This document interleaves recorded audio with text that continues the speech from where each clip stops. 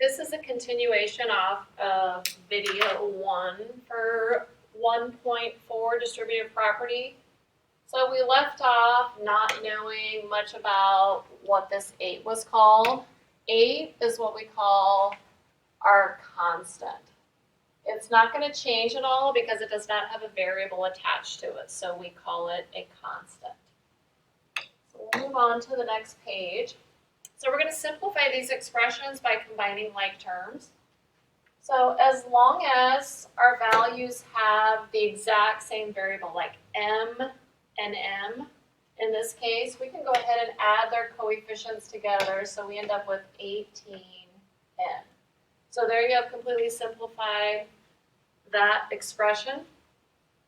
Now the next one has 3k squared and 8k squared.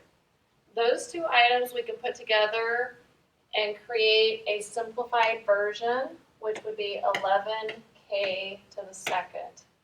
10k, however, even though it has a k in there, it only has k to the first power, so it's not a like term with 11k to the second. So this would be our final answer. All right, now these have some simplifying we have to do, and there's also distributive properties. So one of the first things we need to do is clean up any distributive property we have. So we're going to go to this one right here, and we're going to clean up the distributive property first. So here we have negative 5 times this entire quantity.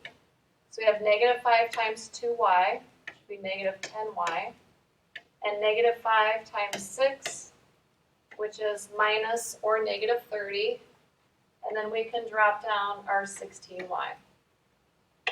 Now we're going to look to see if we have any like terms, and we do.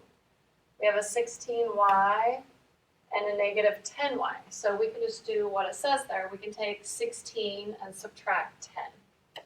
So we end up with 6y minus 30. And 6y and 30 are not like terms because 30 does not have a y. So that would be our final answer. The other one I want to work on this screen is this one right here, simply because it has a fraction. So we're going to take 3w, and we can combine that with minus 1/3. So if we take 3 and minus 1/3, we could even do this process where we could rename 3 as 2 and 3/3. So it's really 2 plus 1, and that makes 3. So that will allow us to subtract those fractions. So 3/3 take away 1/3 is 2/3. So we have 2 and 2/3. So these two together create 2 and 2/3 w. And then we have a plus 6q minus 2q. So that's going to give us a plus 4q. So that one there is done. All right, I don't think we need to do anything else on that page, nor that one, because I think we've done enough review there. So we're going to go ahead and stop there. So you can go ahead and start your assignment on 1.4 distributive property.